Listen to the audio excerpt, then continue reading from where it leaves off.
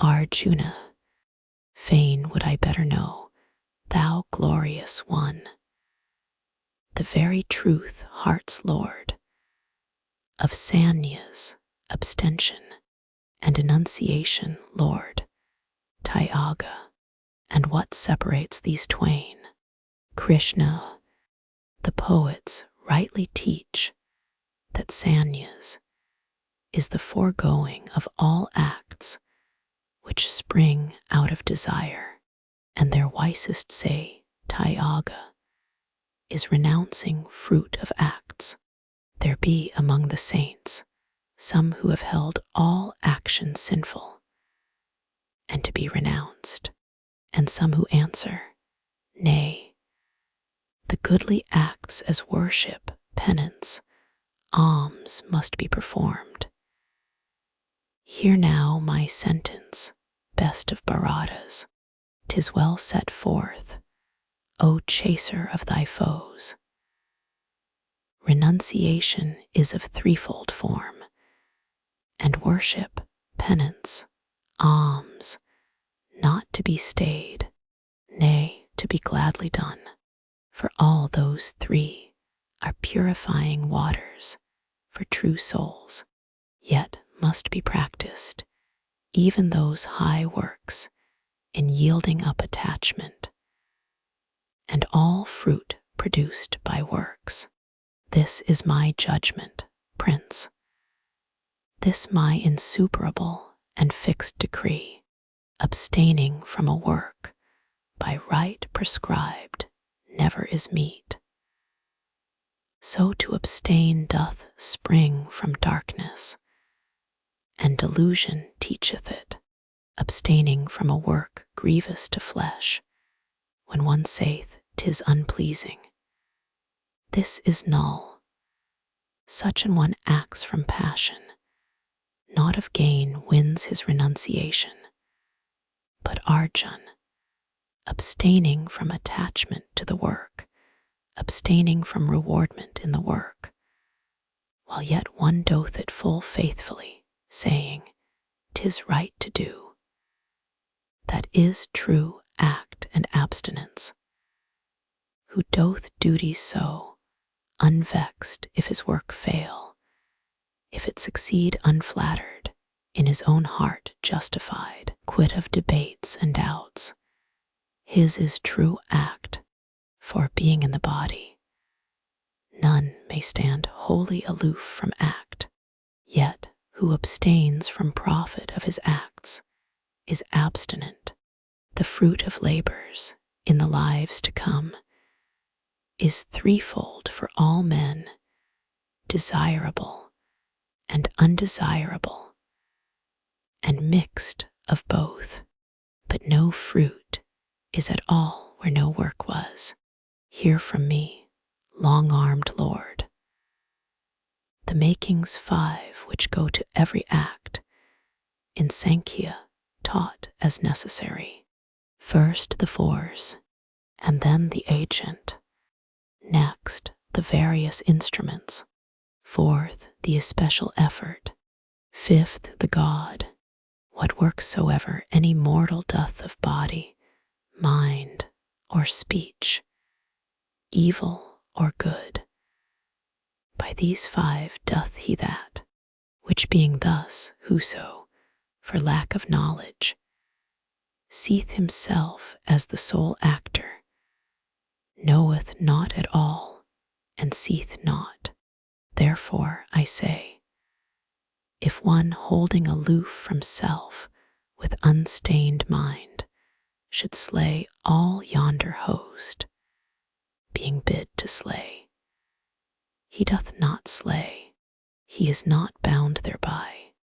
Knowledge, the thing known, and the mind which knows, these make the threefold starting ground of act, the actor, and the instrument. These make the threefold total of the deed, but knowledge, agent, act, are differenced by 3 dividing qualities. Hear now, which be the qualities dividing them. there is true knowledge. Learn thou it is this, to see one changeless life in all the lives, and in the separate, one inseparable. There is imperfect knowledge, that which sees the separate existences apart, and, being separated, holds them real.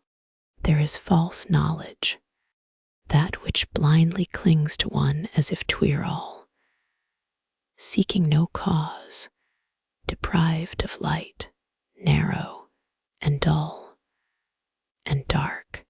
There is right action, that which being enjoined is wrought without attachment, passionlessly, for duty, not for love, nor hate, nor gain.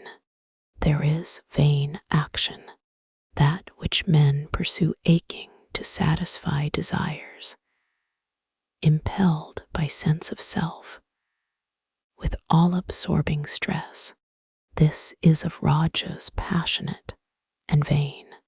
There is dark action, when one doth a thing heedless of issues, heedless of the hurt or wrong for others, heedless if he harm his own soul. 'Tis of tamas, black and bad. There is the rightful doer, he who acts free from self-seeking, humble, resolute, steadfast, in good or evil hap the same, content to do aright he truly acts. There is impassioned doer, he that works from impulse, seeking profit, rude and bold to overcome, unchastened, slave by turns of sorrow and of joy. Of Rajas he, and there be evil doers, loose of heart, low-minded, stubborn, fraudulent, remiss, dull, slow, despondent children of the dark.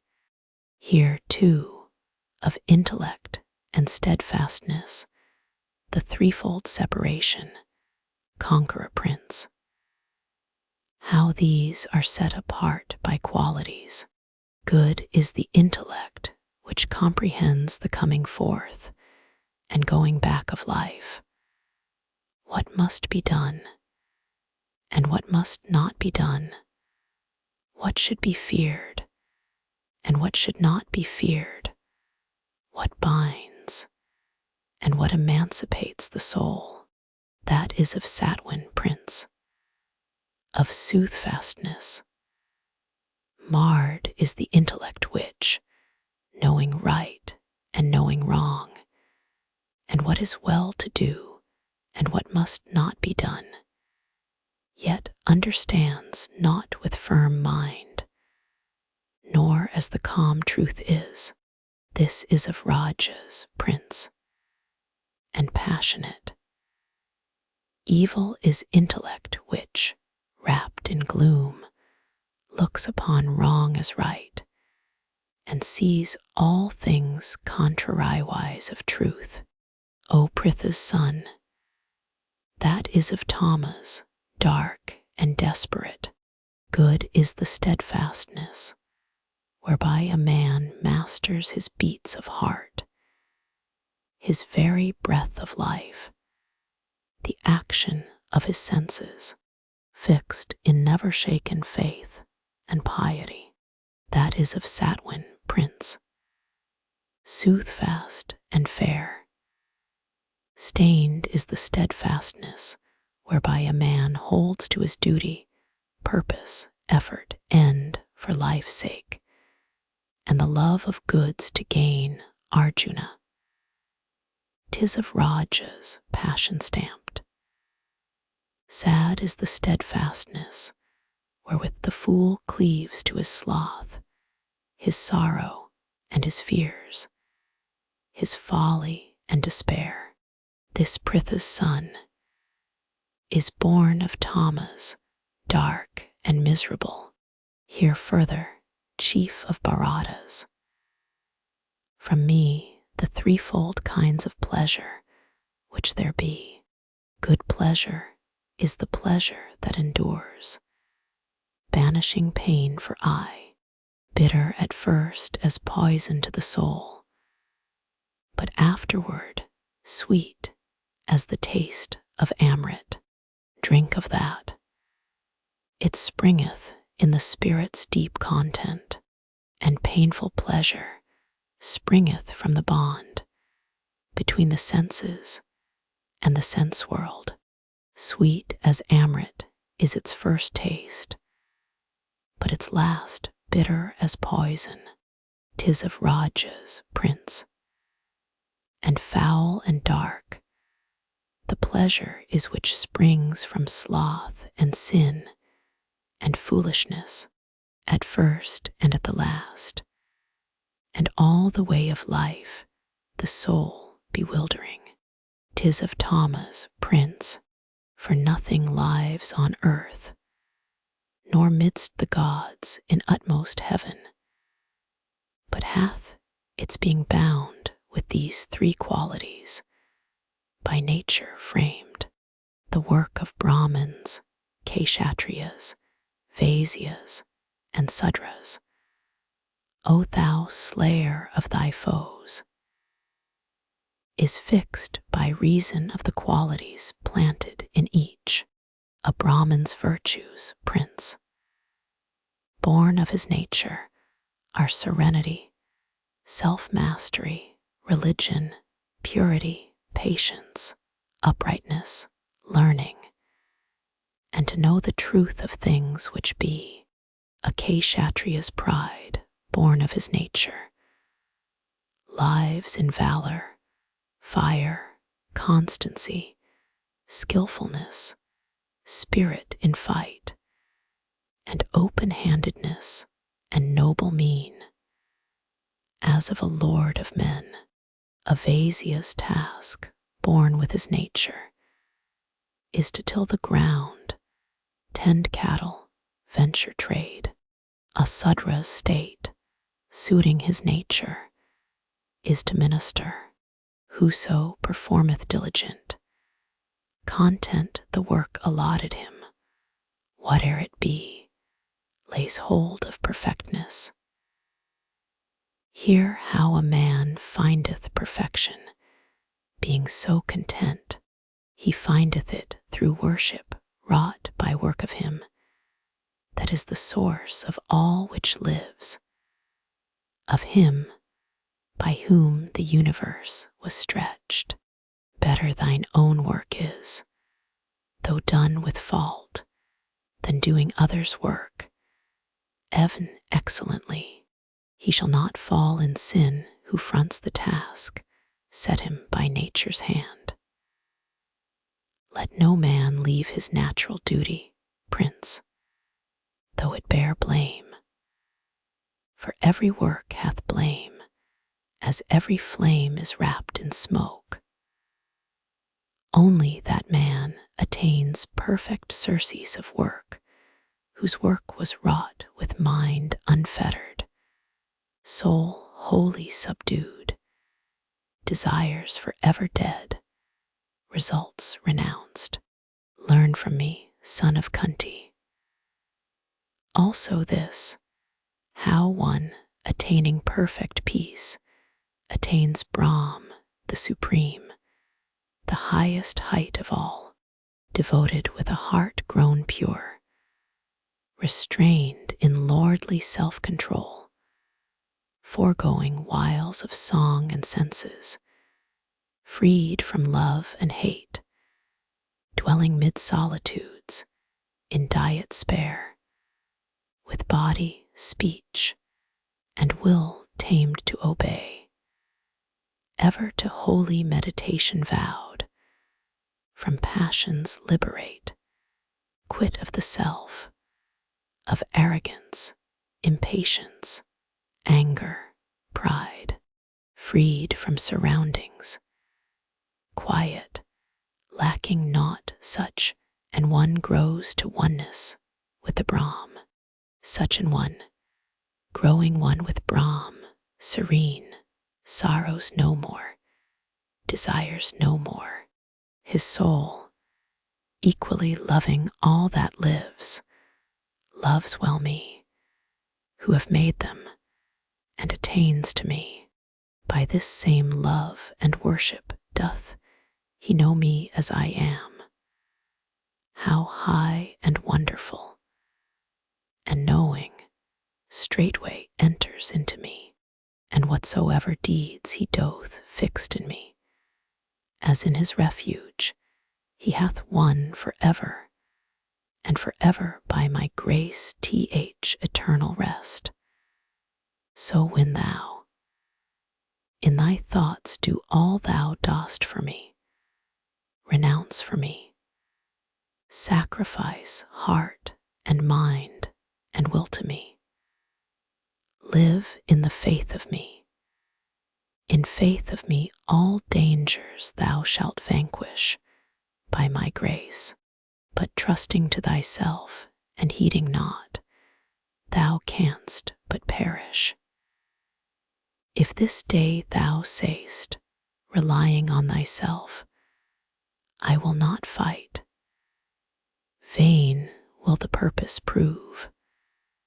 Thy qualities would spur thee to the war.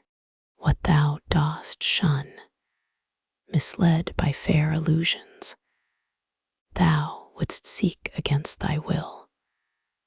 When the task comes to thee waking the promptings in thy nature set, their lives a master in the hearts of men maketh their deeds.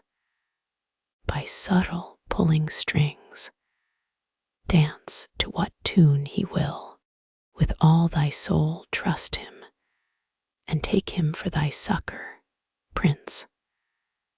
So only so, Arjuna, shalt thou gain by grace of him the uttermost repose, the eternal place.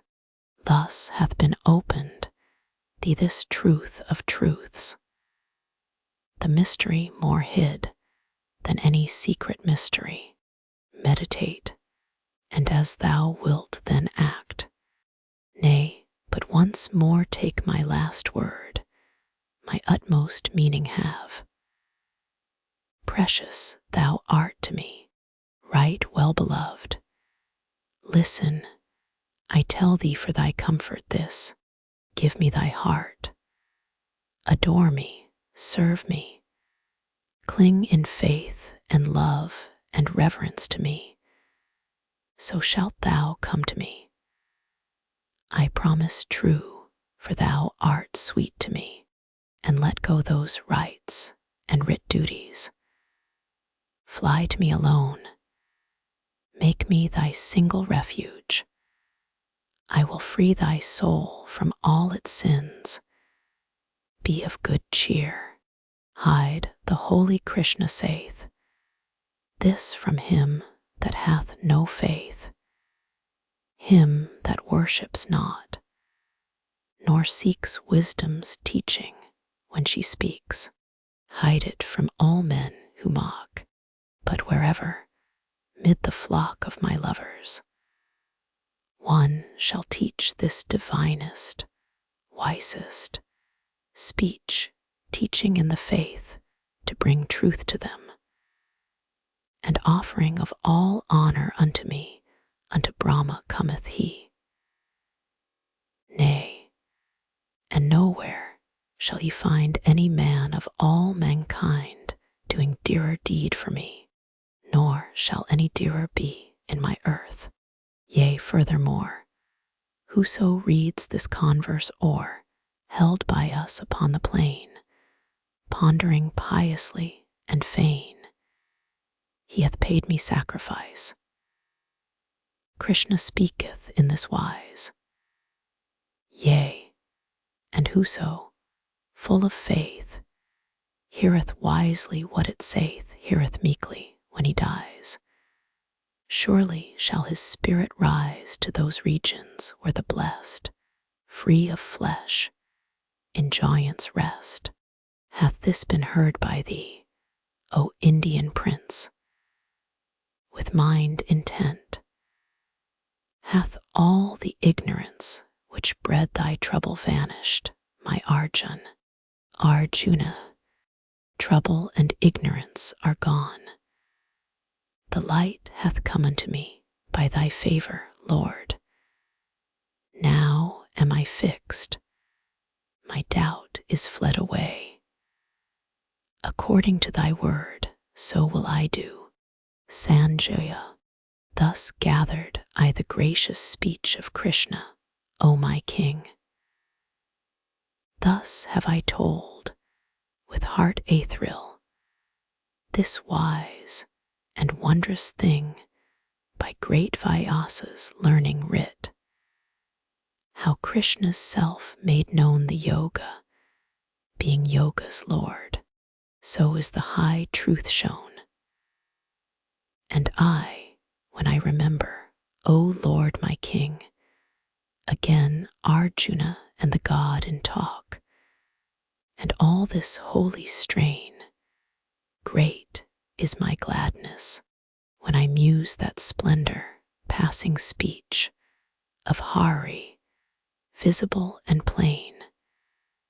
There is no tongue to reach my marvel, and my love and bliss. O Archer Prince, all hail. O Krishna, Lord of Yoga, surely there shall not fail blessing and victory and power for thy most mighty sake, where this song comes of Arjun, and how with God he spake.